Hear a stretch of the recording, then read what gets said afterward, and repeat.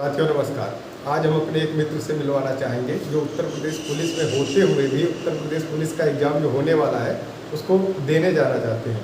तो आखिर क्या बात है कि इस एग्ज़ाम को देना चाहते हैं, क्या दोबारा से नौकरी ज्वाइन करेंगे, इन सब बातों पर जो है विस्तृत चर्चा करने वाले हैं। तो स्वागत है आपका। धन्यवाद भाई, हमें अपने चैनल पर मौका देने के लिए। और साथियों, आप लोगों को सभी को नमस्कार। मेरा सबसे बड़ी बात यह है कि हम एग्ज़ाम क्यों दे रहे हैं, ये सर का क्वेश्चन है। आपके बड़े भाई हैं जो पुलिस में हैं, इनका क्वेश्चन हमसे ये है कि इतने एग्ज़ाम क्यों दे रहे हैं। तो केवल ये मेरा एग्ज़ाम देने का पर्पज़ है कि हमारी तैयारी कैसी है, ये तैयारी को जांचने के लिए केवल एग्ज़ाम दिए जा रहे हैं।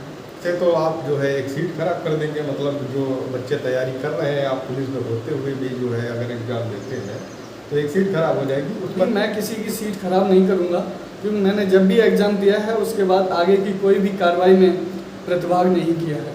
केवल एग्ज़ाम तक सीमित रहता हूँ, उसके आगे मैं प्रतिभाग नहीं करता हूँ। अभी तक कितने एग्ज़ाम निकाले हैं? अभी तक मैंने 6 से 7 एग्ज़ाम निकाले हैं, जिसमें 3 उत्तर प्रदेश पुलिस से हैं।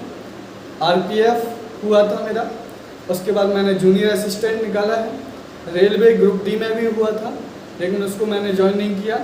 और उसके बाद आपका अभी जो लेखपाल का हुआ है, उसमें भी मेरा हुआ है। डॉक्यूमेंट वेरिफिकेशन नहीं कराया था उस समय, और उसको मैंने स्किप कर दिया था, क्योंकि सब लोगों का ये मुहिम चलाई जा रही थी कि जिन लोगों की सरकारी नौकरी है वो दूसरी नौकरी न लें।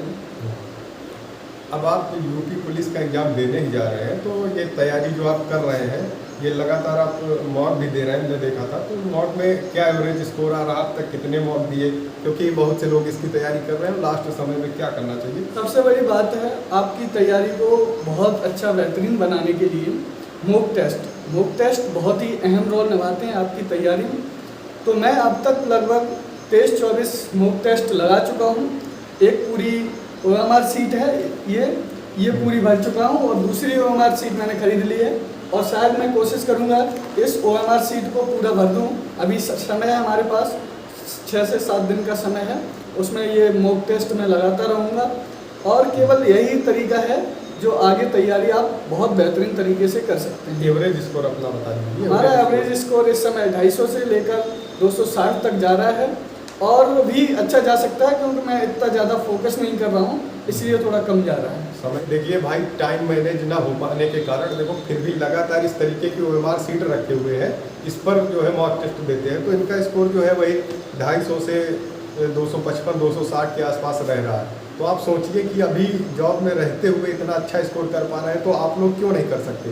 अभी आपके पास समय है, रिवीजन ज़्यादा से ज़्यादा करना चाहिए, हमें ऐसा लगता है। बिल्कुल, रिवीजन से ही आप बेहतर स्कोर कर सकते हैं, बिना रिवीजन के नहीं कर सकते हैं। पढ़ने का जितना था आप पढ़ चुके हैं, और जितना भी आपने तैयारी की है, जितने नोट्स बनाए हैं, वो आपके लिए बहुत बेहतर हैं। अब केवल पढ़ाई छोड़ के रिवीजन पे ज़्यादा ध्यान अभी दें। नया कुछ नहीं पढ़ना है, नया कुछ नहीं पढ़ना है। नए के चक्कर में पढ़ोगे तो प्रॉब्लम हो सकती है आपको आगे। यानी आप जो एग्ज़ाम देंगे सिर्फ एग्ज़ाम देने जाएंगे, अपनी तैयारी देखने के लिए? हाँ बिल्कुल, हम अपनी तैयारी देखने के लिए केवल एग्ज़ाम देंगे। किसी भी पुलिस में मैं 3 बार दे चुका हूँ, किसी में ज्वाइन नहीं करने का इच्छा रखता हूँ, और आगे भी नहीं पुलिस में हूँ, तो फिर पुलिस में क्यों हम किसी की सीट बर्बाद करेंगे। तो ये आपने तैयारी कैसे की, मतलब पहले से क्या बेस रहा, इस तरीके से इतना स्कोर लाना इस समय मॉक टेस्ट में एक बड़ी बात है, क्योंकि जॉब में रहते हुए इतना स्कोर कर पाना एक बहुत ही बड़ी बात है। तो कैसे आपने तैयारी की? हम जॉब में रहते हुए लगातार पढ़ाई से कनेक्टेड रहे, हमने पढ़ाई को छोड़ा नहीं। जब भी हमें समय मिला, घंटे 2 घंटे 4 घंटे का जब भी समय मिलता था, मैं पढ़ता था, और ज़्यादातर मैं कोशिश करता था शॉर्ट नोट बनाने की। शॉर्ट नोट बनाता था, जिससे हम अगले रिवीजन जब करते हैं तो हम केवल उसका समरी देख लें, एक थोड़ा सा विस्तृत जानकारी हमें अपने आप हो जाएगी जब हम उसके शॉर्ट को पढ़ लेंगे। इस तरीके से हम अपने तैयारी को इम्प्रूव कर पाए। तो जो लोग इसकी तैयारी कर रहे हैं यूपी पुलिस कांस्टेबल की, तो वो अपने शॉर्ट जो नोट्स बना रखे हैं उस पर ज़्यादा फोकस करें, मॉक टेस्ट अभी दीजिए। और हमें लगता है कि एग्ज़ाम से 2-3 दिन पहले रिलैक्स रहने की बेहद ज़्यादा ज़रूरत होती है। हाँ, एग्ज़ाम देते समय यानी कि जैसे ही आपको एडमिट कार्ड हाथ में मिल जाता है 2-3 दिन पहले, फिर आपको टेंशन नहीं लेनी है, क्योंकि जो आपने तैयारी की है वो तो हो चुकी है।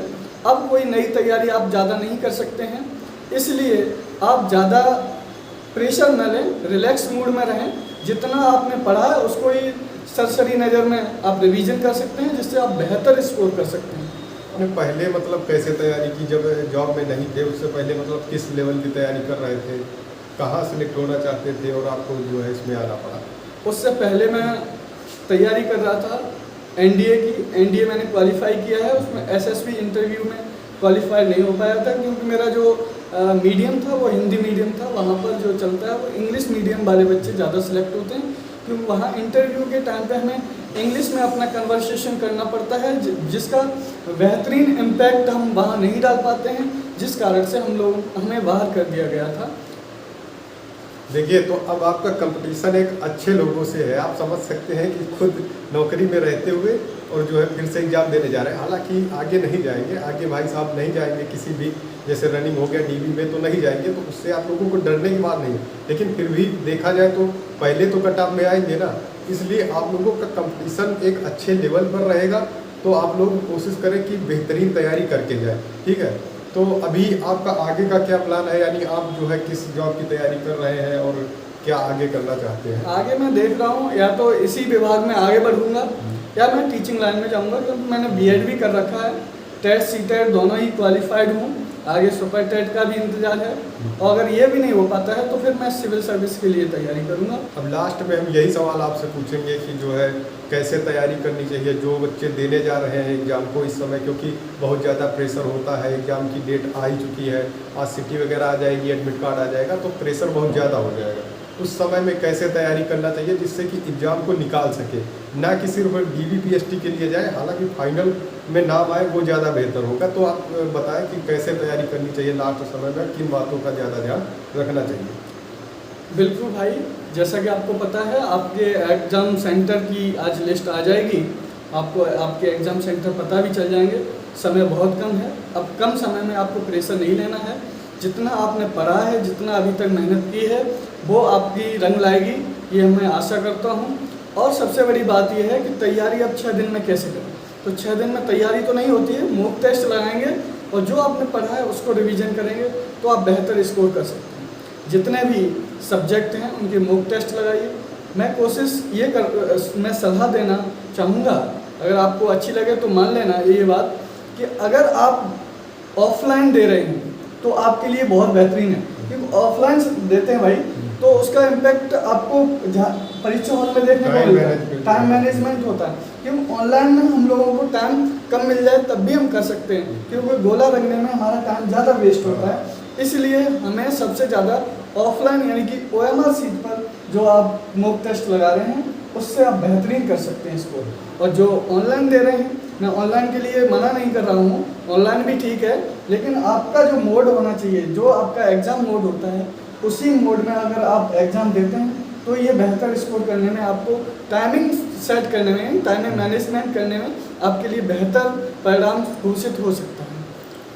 देखिए, तो भाई ने कम समय में आपको बहुत ही बेहतरीन जानकारी दी। अगर आप ऐसा करते हैं तो निश्चित ही आप इस बार वर्दी लेकर रहेंगे, ठीक है। तो भाई आपका बहुत बहुत धन्यवाद इस चैनल पर आने के लिए। धन्यवाद भाई, धन्यवाद।